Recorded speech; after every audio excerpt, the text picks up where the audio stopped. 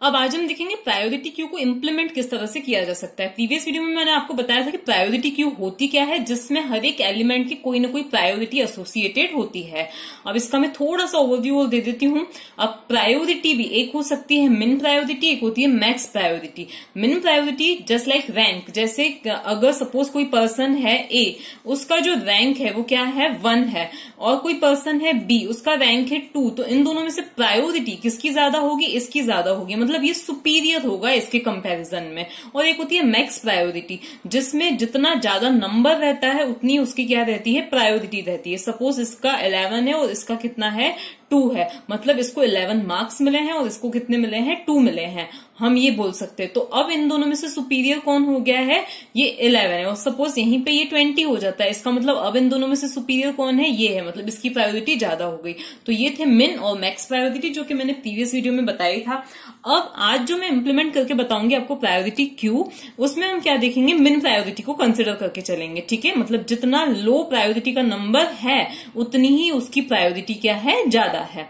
दूसरी चीज जो इंप्लीमेंट करते टाइम मैंने आपको बताई थी क्या होती है, एक जो मेथड होता है जिसमें हम अनऑर्डर्ड अरे का यूज करते हैं, और दूसरा होता है जिसमें हम ऑर्डर्ड अरे का यूज करते हैं।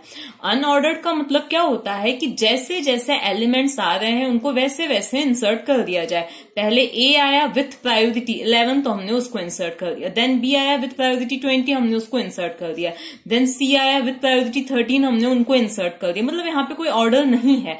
लेकिन अगर हम ऑर्डर्ड अरे की बात करें तो उसमें क्या होता है कि इंसर्ट करते टाइम ही ये ध्यान रखा जाता है कि किसकी प्रायोरिटी ज्यादा है। जिसकी प्रायोरिटी ज्यादा होती है उसको सबसे पहले लगा इंसर्ट किया जाएगा, फिर उसके बाद उससे कम प्रायोरिटी, देन उसके बाद उसकी कम प्रायोरिटी। अब अनऑर्डर्ड में क्या होता है, इंसर्शन में कोई हेडेक नहीं है, जैसे जैसे आए वैसे वैसे लगाते जाओ। लेकिन डिलीशन में हेडेक होती है। डिलीट किसको किया जाएगा सबसे पहले, जिसकी प्रायोरिटी सबसे ज्यादा है। अब अभी हम मिन प्रायोरिटी की बात करें तो इसमें सबसे ज्यादा प्रायोरिटी किसकी है, इसकी, तो सबसे पहले इसे डिलीट किया जाएगा। उसके बाद इन दोनों में से किसकी प्रायोरिटी ज्यादा है तो इसको डिलीट किया जाएगा।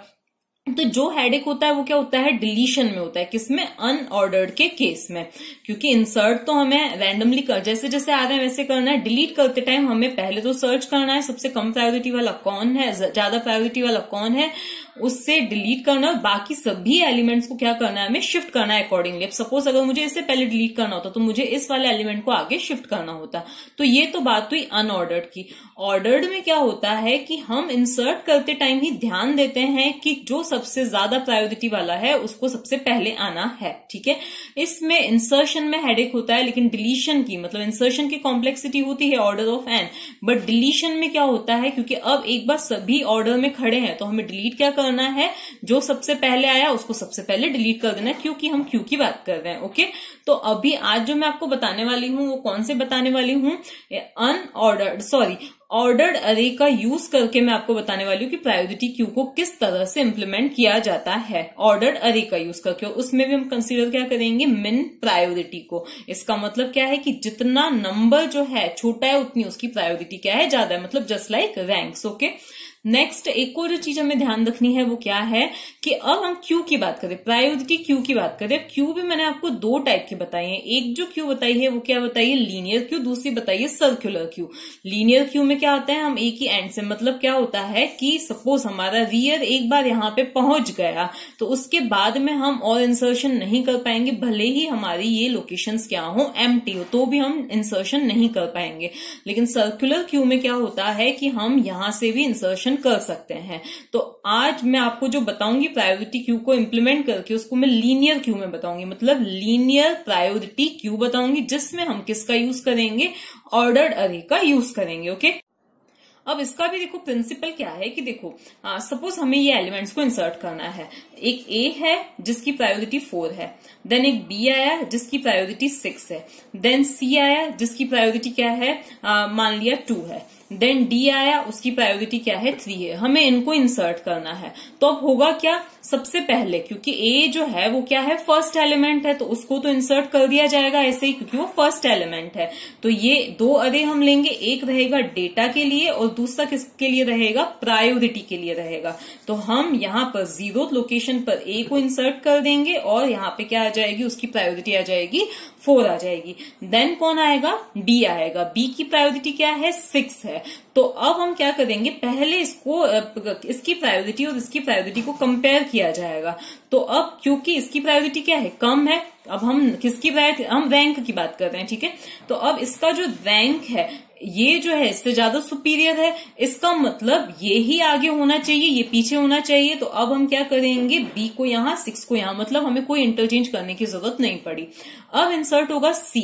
तो उस केस में क्या होगा कि देखो सी का जो रैंक है इनसे ज्यादा है, मतलब सी ज्यादा सुपीरियर है। हम यूं ही बोलेंगे, इसको क्या बोलेंगे कि इसकी प्रायोरिटी ज्यादा है। क्यों? क्योंकि इसका रैंक क्या है, ये 2 है। ओके, तो अब इसकी प्रायोरिटी इन दोनों से ही ज्यादा है। तो पहले हम क्या करेंगे, इस सी की प्रायोरिटी को इससे कंपेयर करवाएंगे।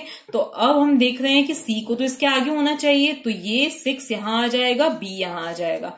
उसके बाद में हम क्या करेंगे, इसकी प्रायोरिटी को 4 से भी कंपेयर करवाएंगे।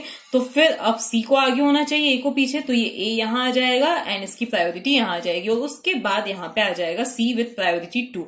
तो इस तरह से हमें पहले पीछे से कंपेयर करना है। अगर शिफ्ट करने की जरूरत है तो उस एलिमेंट को हमें पीछे शिफ्ट कर देना है। ओके, और हमें प्लेस इस एलिमेंट के लिए क्या करनी है, खाली करनी है। ओके, तो अब इसी चीज को ध्यान में रखते हुए हम क्या लिखते हैं, इसके इंसर्शन का एल्गोरिथम। अब सपोज जो है हमारा जो इंसर्शन का हम कोड लिख रहे हैं उसका नाम क्या है, इंसर्ट है। अब इसमें हमें यूजर से 2 चीजें लेनी है, एक तो एलिमेंट लेना है और दूसरा क्या लेना है, प्रायोरिटी लेनी है। यूजर से ही हमें दोनों चीजें पूछनी है। तो हम मान लेते हैं हमारा जो एलिमेंट है वो कैरेक्टर टाइप का है, तो CHARELE, और प्रायोरिटी तो ऑब्वियसली क्या होगी, इंटीजर टाइप की, तो ये हमने दे दिया PR, उसका नाम दे दिया। ठीक है, इसके बाद में अब यहाँ पर पहला जो केस आता है वो आता है क्या क्यू ओवरफ्लो तो नहीं है, मतलब उसमें मैक्सिमम सारे एलिमेंट्स तो नहीं आ गए।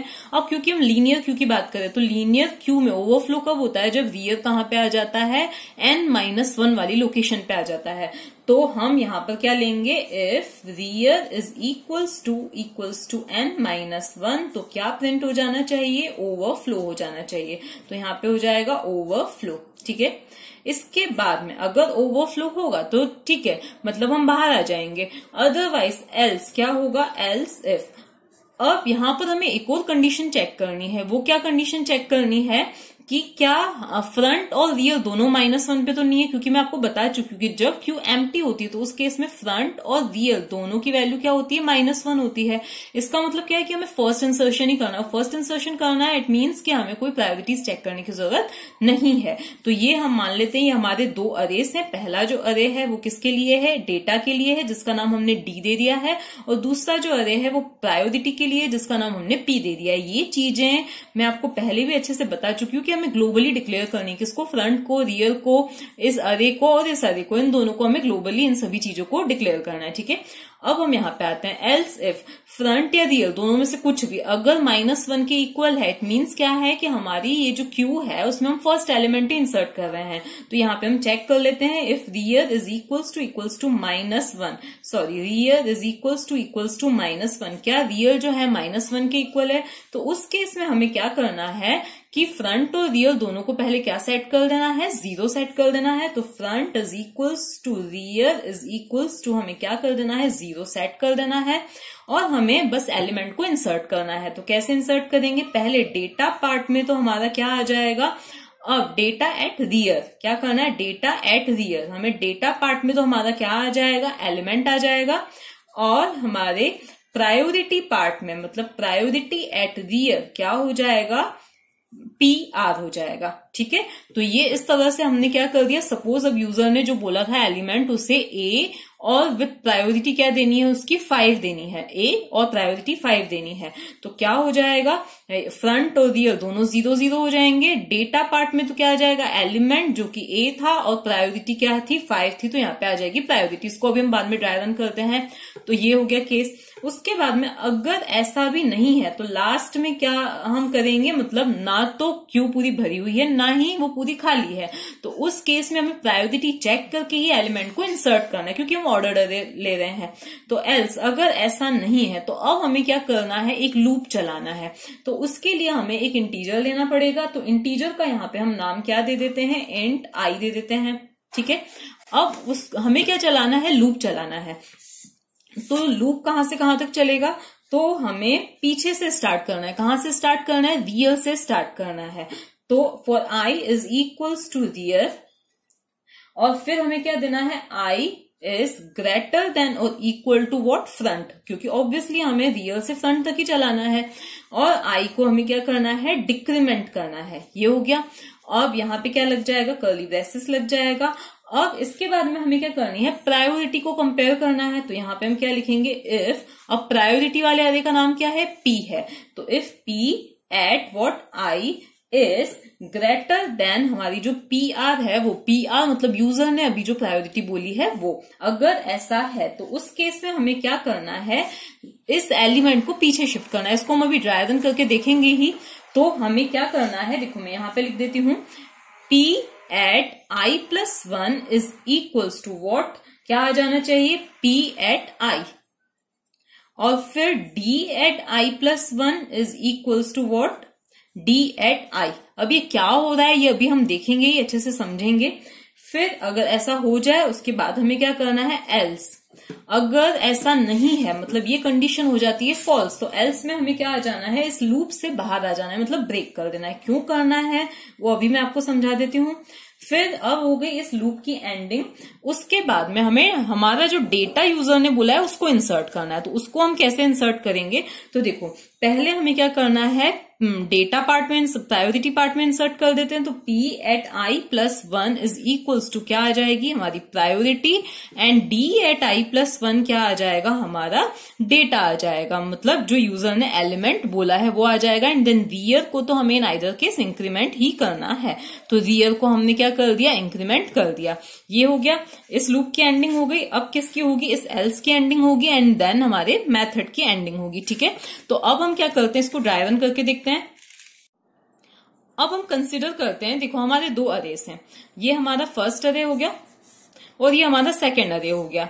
ये जो है डेटा पार्ट के लिए है और ये किसके लिए है, प्रायोरिटी पार्ट के लिए है। हम कंसिडर कर लेते हैं कि n जो है वो किसके इक्वल है, n की वैल्यू किसके इक्वल है, 4 के इक्वल है, 1 2 3 4, तो n इज इक्वल्स टू 4, मतलब हम मैक्सिमम उसमें 4 एलिमेंट्स इंसर्ट कर सकते हैं।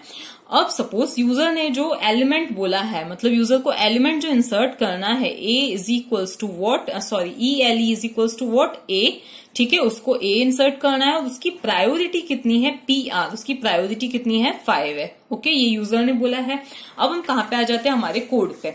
यहाँ पे आए हम, I डिक्लेयर हुआ, ये I, इसके बाद में यहाँ पे आए क्या, रियर n-1 के इक्वल है क्या, अब इनिशियली क्योंकि हम स्टार्टिंग ही कर रहे हैं तो फ्रंट की वैल्यू क्या है, -1 है, और रियर की वैल्यू क्या है, वो भी -1 है। तो -1 जो है n-1 के इक्वल नहीं है, कंडीशन फॉल्स। हम यहाँ पे आए, क्या रियर की वैल्यू -1 है क्या, हाँ है। तो अब हम यहाँ पे आए, फ्रंट और रियर दोनों क्या हो जाएंगे, 0 हो जाएंगे, तो ये भी 0 और ये भी 0।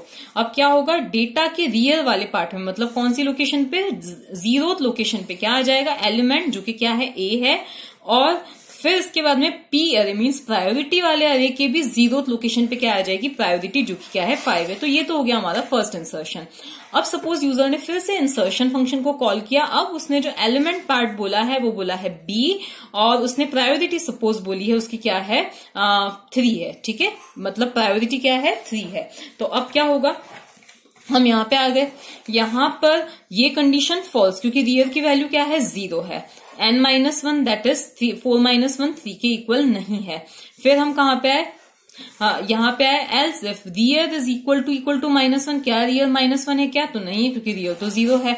अब हम यहाँ पे आ जाएंगे, for i is equals to rear, i की वैल्यू क्या हो जाएगी, रियर के इक्वल, दैट इज 0 के इक्वल हो गई। फिर यहाँ पर कंडीशन चेक होगी तो ही हम अंदर जाएंगे, तो 0 is greater than in equal to front, मतलब 0, क्या 0 जो है वो 0 से बड़ा है, नहीं है, लेकिन वो 0 के इक्वल तो है। तो अब हम यहाँ पे आएंगे, यहाँ पर P एट I, मतलब प्रायोरिटी वाले अरे में हमें चेक करना है कि ith लोकेशन पे क्या है, मतलब 0th लोकेशन पे क्या है, 5 है। तो यहाँ पे क्या आ गया, 5 आ गया। यूजर ने जो प्रायोरिटी बोली है वो कितनी है, 3 है, तो ये आ गई 3। तो अब ये कंडीशन क्या हो रही है, ट्रू हो रही है। ट्रू हो रही है, इसका मतलब क्या हो रहा है कि जो हमें इंसर्ट करना है, हमें क्या इंसर्ट करना है, बी इंसर्ट करना है, जिसकी प्रायोरिटी क्या है, 3, जिसका रैंक क्या है, 3 है। इसका मतलब ये क्या है, सुपीरियर है, किससे? इससे सुपीरियर है, इसकी प्रायोरिटी हम क्या बोलेंगे? इसकी ज्यादा है इसकी प्रायोरिटी, इसका मतलब इससे यहाँ एंड इससे यहाँ होना चाहिए। तो हम पहले इसको पीछे शिफ्ट करेंगे। तो पीछे शिफ्ट करने के लिए अब हमारा कोड क्या है? P at I + 1। I की वैल्यू अभी क्या है? 0 है, तो 0 + 1 1, मतलब P की फर्स्ट लोकेशन पे क्या आ जाएगा? P की I मतलब 0th लोकेशन वाला एलिमेंट। तो P की 0th लोकेशन पे क्या है? 5 है, तो ये कहां पे चला जाएगा? P की फर्स्ट लोकेशन पे, मतलब यहां। इसी तरह से डेटा की भी फर्स्ट लोकेशन पे क्या आ जाएगा? 0th लोकेशन वाला एलिमेंट, तो ये A आ गया, मतलब ये तो पीछे शिफ्ट हो गया। उसके बाद में एल्स पे आने की जरूरत ही नहीं है, यहाँ लूप की एंडिंग हो रही है, लेकिन पहले I की वैल्यू क्या होगी? डिक्रीमेंट होगी, और डिक्रीमेंट होके क्या हो जाएगी? -1। लेकिन अब ये कंडीशन क्या हो गई? फॉल्स हो गई। तो -1 इज ग्रेटर देन और इक्वल टू 0, कंडीशन फॉल्स। हम कहाँ आ जाएंगे? यहाँ पे बाहर आ जाएंगे, क्योंकि अब एलिमेंट बचे ही नहीं, तो हम कंपेयर किससे करें? तो अब P I + 1, I की वैल्यू भी क्या हो गई थी? -1 -1 + 1 0 पे क्या आ जाएगी? प्रायोरिटी जो अभी यूजर ने बोली है, जो कि क्या है? 3 है, तो 0th लोकेशन पे यहाँ पे क्या आ गया? 3 आ जाएगा। और डेटा के भी -1 + 1 मतलब 0th लोकेशन पे क्या आ जाएगा? एलिमेंट जो कि क्या है? B है, तो यहाँ पे क्या आ गया? B आ गया। अब जो हमारा अरे बना है वो कुछ इस तरह से हो गया है। कैसे? ये B आ गया, ये A आ गया, और यहाँ पे प्रायोरिटी किस तरह से आ गई? ये इस तरह से आ गई। यहाँ पे क्या आ गया? 3 आ गया, और यहाँ पे 5 आ गया। एक और चीज जो हमें करनी है, रियर को इंक्रीमेंट करना है, और वो क्या हो जाएगा? 1 हो जाएगा। फिर एक और यूजर ने इंसर्शन बोला। यूजर को अब इंसर्ट करना है, सपोज C इंसर्ट करना है, और जिसकी प्रायोरिटी कितनी है? 4 है। तो एलिमेंट में तो C आ गया, और प्रायोरिटी में कितना आ गया है? 4 आ गया। तो प्रायोरिटी कितनी हो गई? 4 हो गई, सॉरी। एलिमेंट है C और प्रायोरिटी कितनी है? 4। तो अब हम यहाँ पे लॉजिकली देख के समझ सकते हैं कि अब इसे कहाँ पे आना चाहिए? इन दोनों के बीच में आना चाहिए, 3 4 5 इस तरह से आना चाहिए। तो अब हम फिर से यहाँ पे आएंगे। यहाँ पे हम आए, क्या रियर की वैल्यू n-1 के इक्वल है क्या? तो रियर अभी क्या है? 1 है। ओके, 1 जो है वो n-1 के इक्वल 4 -1 3 के इक्वल नहीं है, तो हम यहाँ पर आ गए एल्स इफ। क्या रियर जो है वो -1 के इक्वल है? ये भी नहीं है, तो हम यहाँ पर आएंगे फॉर I = रियर। I की वैल्यू अब क्या सेट हो जाएगी? 1 सेट हो जाएगी। ओके, 1 इज ग्रेटर देन और इक्वल टू 0, कंडीशन ट्रू।